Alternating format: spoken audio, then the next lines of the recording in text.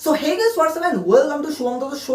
আজকে হচ্ছে সানডে আর অলরেডি প্রচুর প্রচুর ডিসকাশন তো হয়েছে। আর গাইস নিয়ে চলে এসেছি ব্লাড লাইন পুনর্মিলনের একটা হিউজ সিরিজ, যেখানে আমরা অলরেডি দুটো পর্বে ডিসকাস করেছি যে হ্যাঁ উসোসটা কিরকম ভাবে রিউনাইট করবে, রোমান রেন্সের কিভাবে রিটার্ন হবে, সামার স্ল্যামে একটা বড় ম্যাচ প্রিপেয়ার হবে। কিন্তু গাইস এই পর্বে আমরা ডিসকাস করব ব্লাড লাইনের সত্যি পুনর্মিলন। হ্যাঁ, এই পর্বে ব্লাড লাইনের পুনর্মিলন হবে, কিভাবে রোমান রেন্স আর উসোসটা রিউনাইট হবে, আর সেখান দিয়ে ব্লাড লাইন একটা ওয়ারের দিকে এগোবে। তো সেটাকে নিয়ে ডিসকাশন করবো। দেখো, প্রথমেই আমরা ডিসকাশন করেছিলাম যেরকম ভাবে যে হ্যাঁ জ্যাকব ফাটু এসছে, তো সেখান দিয়ে একটা ডমিনেশন স্ম্যাকডাউনে যেরকম ভাবে দেখতে পেয়েছি। তো সেখানে নাম্বারস গেম ইকুয়াল করার জন্য জিমি উসোর আসাটা খুবই দরকার, কারণ একদিকে আমরা যেরকম দেখছি হ্যাঁ Cody Rhodes, Randy Orton, Kevin Owens আছে, তাদের ওপর তো মানে পুরো হুজ্জুতি লেগে গেছে। তো সেখান দিয়ে জিমি উসো আসবে, ওদিক দিয়ে আমরা দেখবো যে যে Uso money in the bank ladder match জিততে পারবে না, কারণ হয়তো জ্যাকব ফাটু কস্ট করাবে। তো সেখান দিয়ে আমরা দেখবো যে ধীরে ধীরে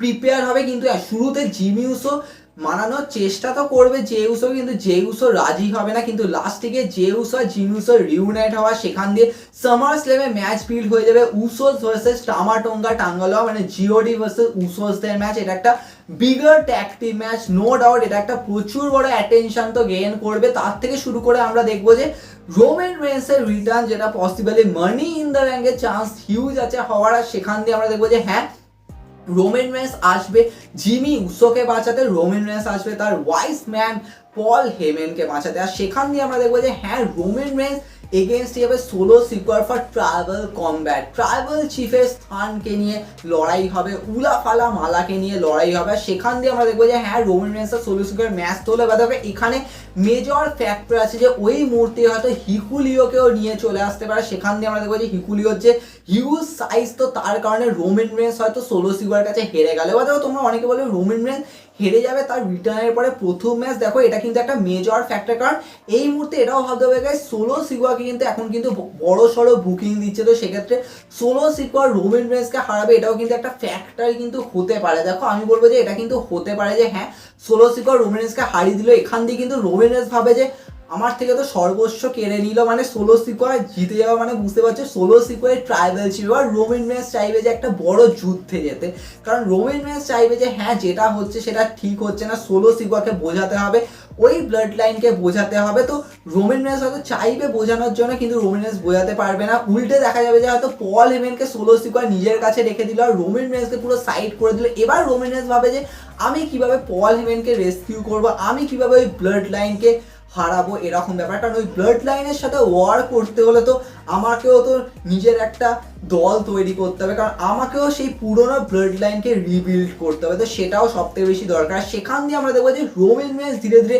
জিমি উসো যে উসোর সাথে আবার এক হওয়ার চেষ্টা করবে। কিন্তু এখানেও কিন্তু গাইস গল্পে একটা টুইস্ট আছে, আর সেটা হচ্ছে গাইস যে উসো শুরুতে রাজি হবে না। কারণ দেখো, যে উসো জিমি উসো হয়তো রিউনাইট হয়েও গেল, কিন্তু যে উসো বলবে যে এটা তো সেই মানুষটা যে সেলফিশ ছিল, যে নিজেকে জেতানোর জন্য সব কিছু করতে পারে, সে একটা সময় আমাকে হারানোর জন্য তোকে ইউজ করেছিল সেই হেলিনাসেল ম্যাচের মধ্যে। তো অনেক অ্যাঙ্গেল কিন্তু হবে, তাই জন্য বলা চলে যে রোমান রেন্স আর এই যে জেউস আর জিনিউস আর রিউনাইট না, এখানে কিন্তু অনেক অ্যাঙ্গেল তৈরি হবে। এরা কিন্তু শুরুতে কিন্তু একসাথে কিন্তু সেম পেজে আসবে না। রোমান রেন্স একটা লং টাইম লাগিয়ে দেবে যে এদেরকে রিউনাইট, মানে এদের সাথে একত্রিত হওয়া। তো এখানে কিন্তু আমরা ধীরে ধীরে দেখবো যে হ্যাঁ ওয়ার গেমের দিকে এগোবে তো ঠিকই, কিন্তু ধীরে ধীরে কিন্তু তাদের কিন্তু রিউনাইট হওয়াটা কিন্তু প্রচুর লিড করবে। আমরা দেখবো যে হ্যাঁ একটা এপিসোড হচ্ছে, মানে র, স্ম্যাকডাউন, ইভেন রোমান রেন্সকে আমরা রতেও যেতে দেখবো যে হ্যাঁ যে উসোকে মারানোর জন্য, কিন্তু যে উসো শুরুতে রাজি হবে না। ইভেন জিমি উসোকে হয়তো দেখা যাবে যে হয়তো রতেই ড্রাফট হয়ে গেল, কারণ যে Uso Jimmy Uso as a Usos হিসেবে হয়তো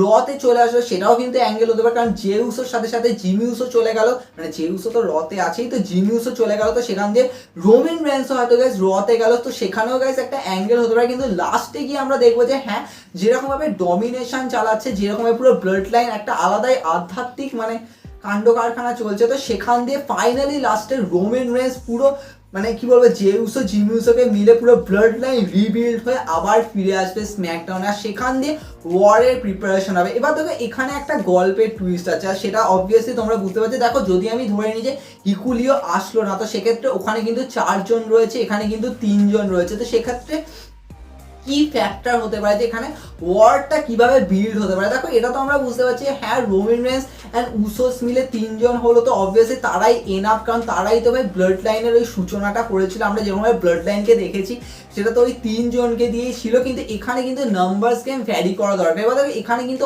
অনেক অ্যাঙ্গেল আছে, কারণ ডাব্লিউডাব্লিউই এই মুহূর্তে চাইবে যে কোডি রোডসের অ্যারাউন্ডে একটা মেজর সেন্টার রাখতে, কারণ অবভিয়াস দেখো কোডি রোডস যেহেতু আনডিসপিউটেড চ্যাম্পিয়ন, তো তাকেও মেইন ইভেন্টের স্টোরি লাইনের জন্য রাখা দরকার। তো সেক্ষেত্রে গাইস কোডি রোডসকে এটা হতে পারে যে দেখো Cody Rhodes definitely last year war গেমের পার্টে ছিল, তো সেক্ষেত্রে তাহলে এবারেও ওয়ার গেমের পার্টে থাকতে পারে যে হ্যাঁ কোডি রোডস আর Roman Reigns J Uso Jimmy Uso একসাথে হয়ে ওরা যাচ্ছে ওয়ার গেমের জন্য, মানে অবভিয়াসলি সোলো সিকোয়া টামাটোঙ্গা টাঙ্গালোয়া জ্যাকব ফাটুর এগেন্স্টে। দেখো এটা কিন্তু একটা মেজর ফ্যাক্টর হতে পারে যে হ্যাঁ ডাব্লিউডাব্লিউ হয়তো সত্যি প্রিপেয়ার করলে এরকমভাবে পুরো ওয়ার গেম ম্যাচটা, সেখান থেকে আমরা দেখবো যে হ্যাঁ 4 ভার্সেস 4 সিচুয়েশন হলো সার্ভাইভার সিরিজ ওয়ার গেম। কারণ এবছর তোমরা ধরে নাও যে ওয়ার গেমে ডাব্লিউডাব্লিউ ব্লাড লাইনকে সিচুয়েশনে আনবে, এবার তার থেকে শুরু করে তোমরা অনেকে বলবে ওয়ার যে ব্যাড ব্লাড যে পিএলইটা অক্টোবরে হবে সেখানেও কি কোনো অবভিয়াসলি কোনো একটা এরকম প্রিপারেশন হবে যে হ্যাঁ আমরা ব্লাড লাইনের স্টোরি লাইন দেবো। দেখো এটাও কিন্তু হতে পারে যে ডাব্লিউডাব্লিউ হয়তো ব্যাড ব্লাড পিএলইতে হয়তো রোমান রেন্স সোলো সিকোয়ার একটা রিম্যাচ মানে অ্যানাদার ম্যাচও সেট করতে পারে, কারণ সামার স্ল্যামে তো হয়ে গেল। এবার সামার স্ল্যামের ম্যাচটা আমার জন্য মনে হচ্ছে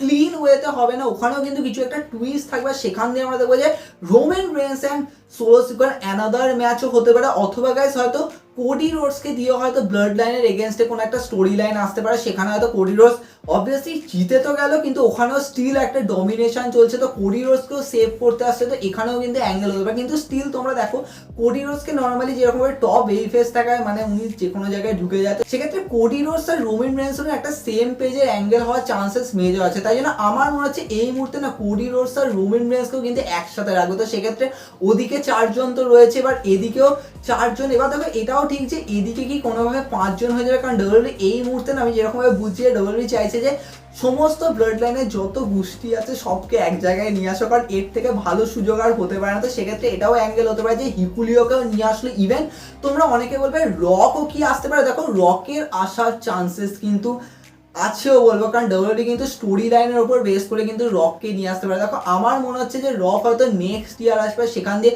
রক আর কোডি রোডসের স্টোরি লাইনটা বিল্ড হতে হতে থাকবে, আর রোমান রেন্স ওদিক দিয়ে রয়্যাল রাম্বল জিতে ওখানে জয়েন হবে, যেটা আমি অলরেডি এর আগে ডিসকাশন করছিলাম, তো সেক্ষেত্রে ওটাও হতে পারে। কিন্তু রককে আমার মনে হচ্ছে কোনোভাবেই অ্যাজ এ ওয়ার গেম ম্যাচে ঢোকাবে না, দেখো এটার চান্সেস খুব কম, কিন্তু এটা হতেও পারে যে ডাব্লিউডাব্লিউ রককে সত্যিই ঢুকিয়ে দিল। আর দেখো রককে ঢোকানোর মানে কিন্তু রক আর রোমান রেন্স এগেনস্টে অলরেডি প্রিপেয়ার হয়ে যাওয়া, কিন্তু আমার হচ্ছে রোমান রেন্স আর রকের যে এগেনস্টের প্রিপারেশনটা সেটা না অনেক ধীরে গিয়ে হবে, আর সেক্ষেত্রে ওটা রাসেলমেনিয়া থেকে বিল্ড হওয়া শুরু হবে, কারণ রোমান রেন্স আর রকের ম্যাচ আমরা বুঝতেই পারছি আরও দেরি আছে আসতে, তো সেক্ষেত্রে ওটা এত তাড়াতাড়ি হবে না। তাই জন্য আমার হচ্ছে রকের হয়তো আসার চান্সেসটা খুব কম, কিন্তু এটাও ঠিক যে ব্লাড লাইনে ধীরে ধীরে যে ওয়ার গেমের দিকে প্রিপেয়ার হওয়াটা না সেটা কিন্তু ধীরে ধীরে ডাব্লিউডাব্লিউ প্রিপেয়ার করবে। আর এখানে আমরা শুরুতে দেখবো যে রোমান রেন্স অবভিয়াসলি সোলো সিকোয়ার সাথে অ্যাজ এ ট্রাইবাল কম্ব্যাটে তো এগিয়ে গেছে, ওদিকে উসোসরা টামাটোঙ্গা টাঙ্গালোয়ার সাথে একটা সেপারেট স্টোরি লাইনে এগিয়েছে, কিন্তু লাস্টে গিয়ে Roman Reigns Jimmy Uso J Uso একসাথে মানে উসোসটা রোমান রেন্সের সাথে একসাথে হবে, সেখান দিয়ে ব্লাড লাইন রিবিল্ড হবে, মানে ওল্ড ব্লাড লাইন রিবিল্ড হবে, আর এদিকে নিউ ব্লাড লাইন আছে, আর সেখান দিয়ে একটা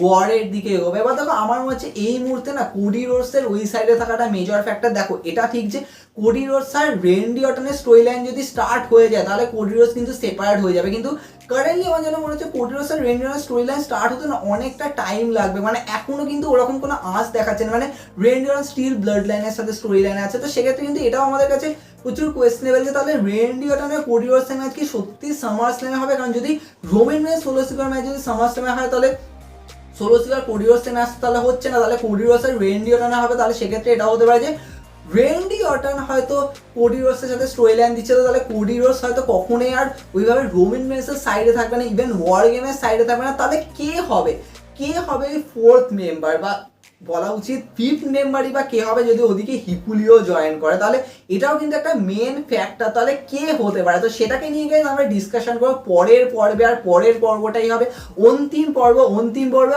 অনেক কিছু হিউজ ডিসকাশন থাকবে, দেখা হবে নেক্সট এপিসোডে।